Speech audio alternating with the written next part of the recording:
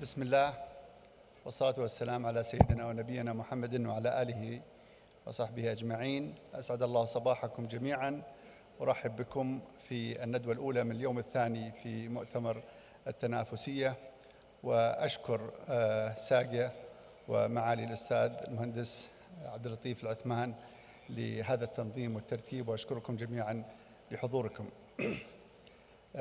أصحاب المعالي، أيها السادة والسيدات، لدينا ندوة مهمة جدا تتحدث عن أهم القطاعات، وهو الصناعة في المملكة العربية السعودية. ولدينا عدد من المتحدثين الذين سوف يسهمون في تغطية هذا الموضوع، حيث أن كافة الكلمات التي سيستعرضها المتحدثين هي باللغة الإنجليزية، فإذا أستأذنكم أن نتحول إلى اللغة الإنجليزية، وأعتذر لكم من نرغب باللغة العربية، ولكن يوجد ترجمة كما فهمت من المنظمين. Ladies and gentlemen, Your Excellencies, thank you very much for coming this morning. And we have a great panel that will be discussing one of the most important sectors in Saudi Arabia, the manufacturing, and the theme of Made in Saudi Arabia. We are going to start our morning with the keynote speaker, and Mr. Andrew Liveris.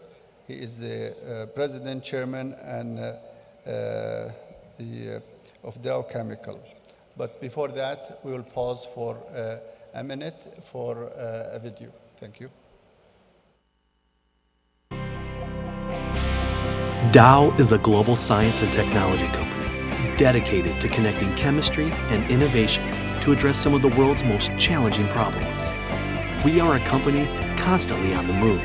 More than 5,000 products created at 188 manufacturing sites in 36 countries by 54,000 people, dedicated to pushing the boundaries of science through groundbreaking initiatives and collaborations. Nowhere is that more evident than here in Saudi Arabia.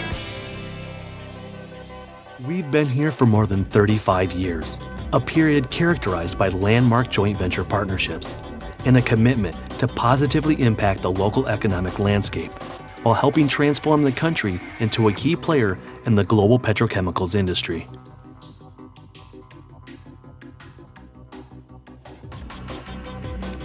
Dow, a science-based, innovative company dedicated to providing the solutions necessary for the advancement of human progress.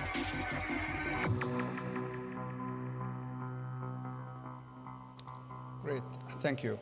Well, with that introduction, Dow is one of the leading companies globally in chemical, specialty chemical. They have recently developed one of the largest integrated petrochemical project joint venture with Aramco in Saudi Arabia, called Sadara. Has been a very, very successful. And Andrew will share with us several thoughts and ideas about manufacturing, and after that he will join us on stage here and on the panel, and we'll pause a few questions, and he'll be happy to receive questions from you after we hear from our other panelists. So Andrew, come on stage and welcome.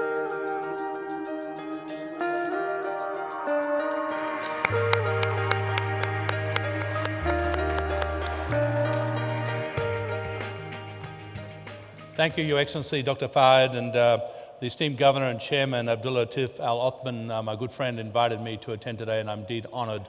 Thank you, Abdul Latif. And I'm very impressed by this gathering made possible by His Majesty King Abdullah bin Abdulaziz, and it's my great honor to talk to you today before the panel. I am hard-pressed to think of a city that has grown in influence as quickly as Riyadh.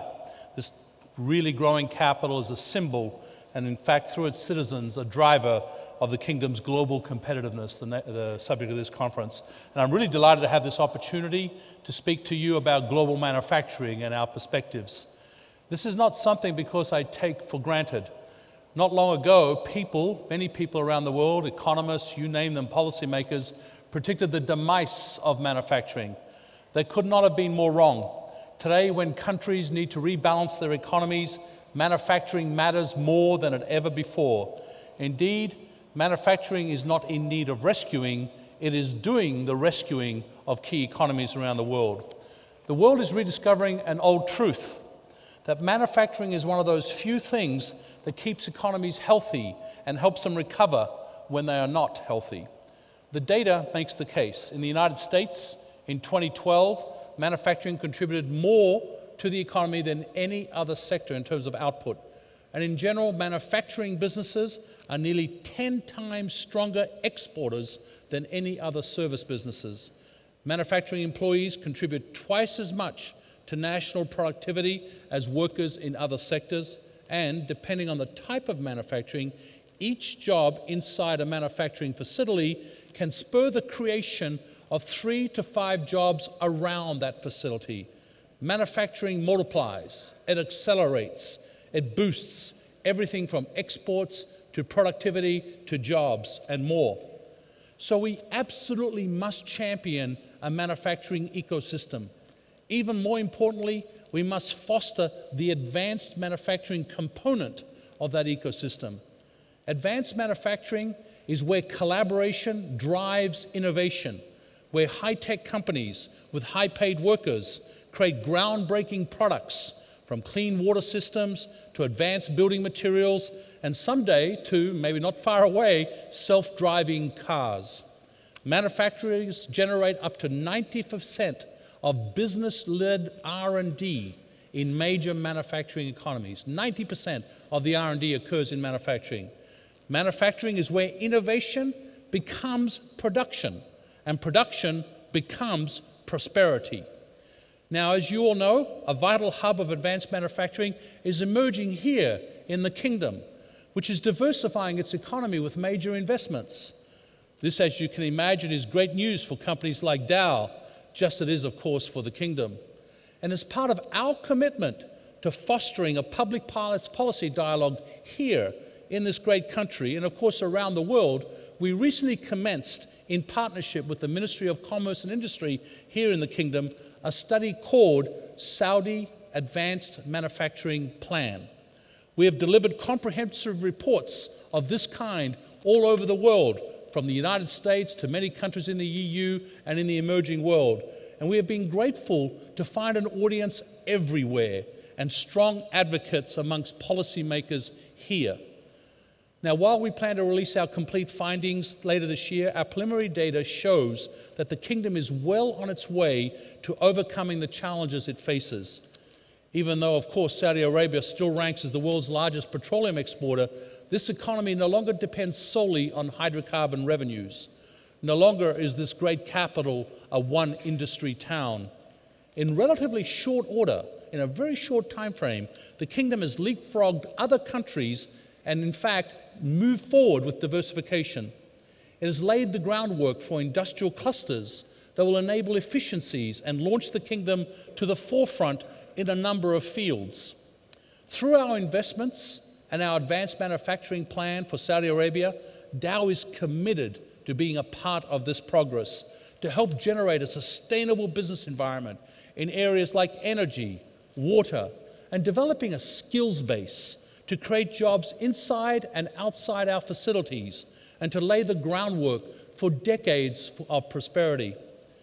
You see, when feedstocks like oil and gas are used to produce pharmaceuticals, smartphones, and lighter, more efficient vehicles, they generate several times more value than they do when they are used as a fuel, a multiplier effect that only manufacturing provides.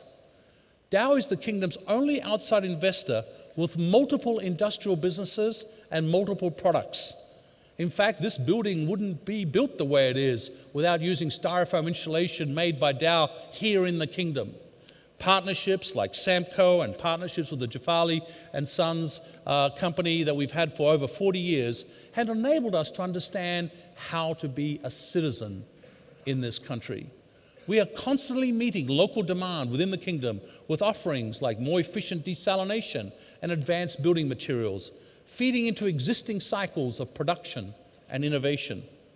We are building on this shared success, of course, through new partnerships today, and as shown on the video, the one that we're the most proud of, in a very big way, with Sadara, our new joint venture with the great Saudi Aramco company. As you saw, the facilities are taking shape. Sadara is arguably the most ambitious industrial project ever undertaken by humanity. It will be one of the world's most largest integrated chemical complexes and the world's largest manufacturing facility ever built in a single phase. Indeed, Sadara is laying the groundwork for an entire value park to arise where it could never exist before, and I encourage you to go see the exhibit 2 doors over. At this intersection between companies and all industries, as we build Sadara, we are building these intersections. Sadara's 26 world-scale manufacturing units will use the most advanced technology from Dow that we can make products that have never been made in the kingdom before, performance materials and performance plastics. But Sadara will also enable further advanced downstream value-add manufacturing right alongside it or downstream from it. This is a concept that we are used to. We have employed it around the world, from the US Gulf Coast to Southeast Asia to the EU and beyond. And we have started setting it up in Sadara at our site in Jubail. It will enable Dow and other advanced manufacturers to create value-add products like advanced coatings, specialty packaging, and water desalination technology, for example. We must attract the right type of companies to making these investments. Companies that will not just bring jobs, but also invest in advanced technology right here in the kingdom. With close collaboration, I believe we can make this a reality. Dow itself will be an investor downstream from our manufacturing investment in Sadara. I am pleased to announce today that the site has been identified and initial engineering has commenced for a world-scale film tech reverse osmosis membranes facility that will be in operation next year. This facility is the first of its kind of this technology to be built outside of the United States, and we chose Saudi Arabia, and we chose to be downstream from Sadara. High technology products that will provide energy efficiency in the kingdom and production of drinking and industrial water in this country. And when fully deployed, it will reduce the value of oil needed to distill water by around $1 billion per year, which can be then used for other uses or even indeed exported. In addition, we'll also build a world-scale coatings plant of advanced technology that will facilitate local production of advanced industrial and architectural coatings used for all types of buildings and industrial projects. Supported by local investments in R&D and tech service, these facilities will allow us to target specific technical advances to further meet the needs of our local customers. We are currently also in advanced talks with over 50 world-class companies that can bring their technology and expertise to invest in the diverse value chains to significantly grow manufacturing in the kingdom. Value chains that support markets as diverse as advanced packaging, personal care ingredients, alternative energies such as solar, coatings, automotive, energy efficiency, oil and gas, and many, many more. This will set in motion a virtuous circle and cycle of economic prosperity, with value parks helping propel it forward.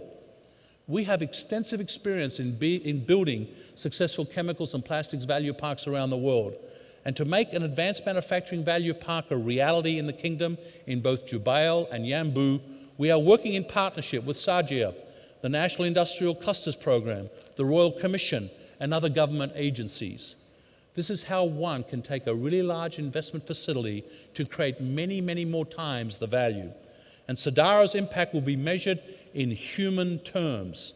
At peak construction, Sadara will employ nearly 60,000 construction workers, and nearly 4,000 highly skilled employees will keep it in operation. It'll be a knowledge economy engine, creating cascades of sustainable direct and indirect jobs, both for Saudis and some foreign nationals. Now, what makes this all possible is the word partnership.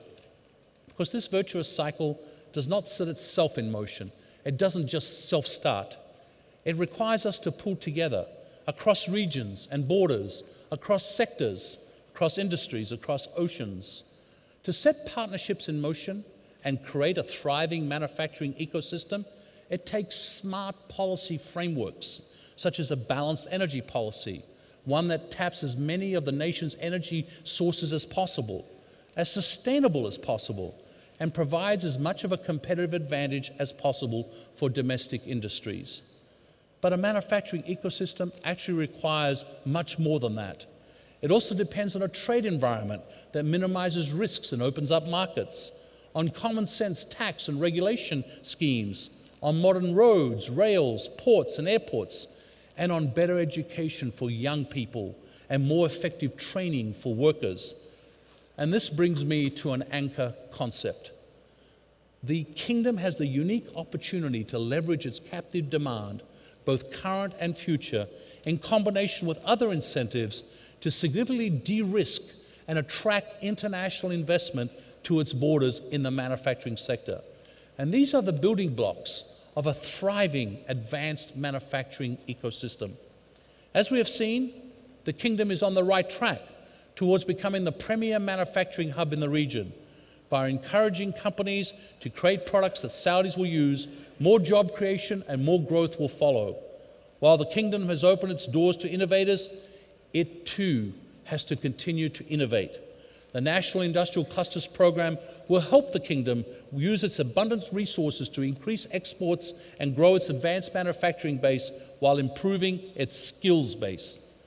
Dow is a partner in this, especially when it comes to education and training, not only in the context of our joint ventures, but to the countries and communities in which we operate.